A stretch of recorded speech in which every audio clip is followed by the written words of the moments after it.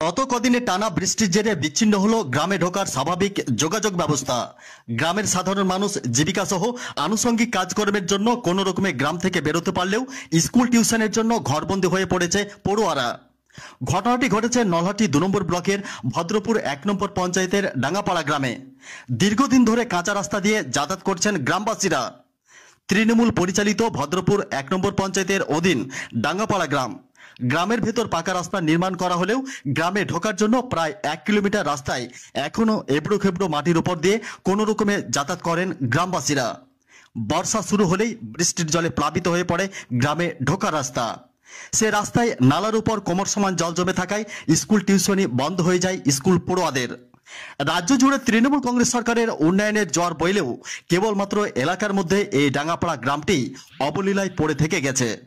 গ্রামবাসীদের অভিযোগ, স্থানীয় পঞ্চায়েত সদস্য এবং পঞ্চায়েত প্রধানকে এ ব্যাপারে জানিয়েও তার কোনো সুরাহা হয়নি। বর্ষাকালে ছেলে মেয়েদের স্কুল টিউশনি যাতায়াতের জন্য অন্তত কালভার্ট অথবা সাঁকো বসিয়ে দিলে ছেলে মেয়েদের লেখাপড়া বন্ধ হয় না। এই ব্যাপারে ভদ্রপুর 1 নম্বর পঞ্চায়েত প্রধান মানসী মণ্ডল জানিয়েছেন, ওই গ্রামে যাওয়ার রাস্তাটি পাকা করার জন্য অ্যাকশন প্ল্যান দেওয়া হয়েছে। একইভাবে রামপুরহাট মহকুমা শাসক সৌরভ পাণ্ডে বলেন, এই ব্যাপারে খোঁজ নিয়ে দ্রুত পদক্ষেপ নেবেন বলে জানিয়েছেন।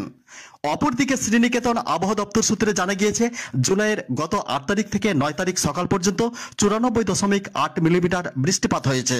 9 জুলাই থেকে 10 জুলাই সকাল পর্যন্ত 06.08 মিলিমিটার বৃষ্টিপাত হয়েছে। শ্রীনিকেতন আবহাওয়া দপ্তরের আধিকারিক সৌমেন্দু বড়ুয়া বলেন, নিম্নচাপ কাটলেও বর্ষায় এই কয়েকটা দিন লাগাতার বৃষ্টিপাত হওয়ার সম্ভাবনা রয়েছে। ফলে জেলার বিস্তীর্ণ এলাকায় প্লাবনের আশঙ্কা থেকেই যাচ্ছে। Bureau report, Nalhati news express.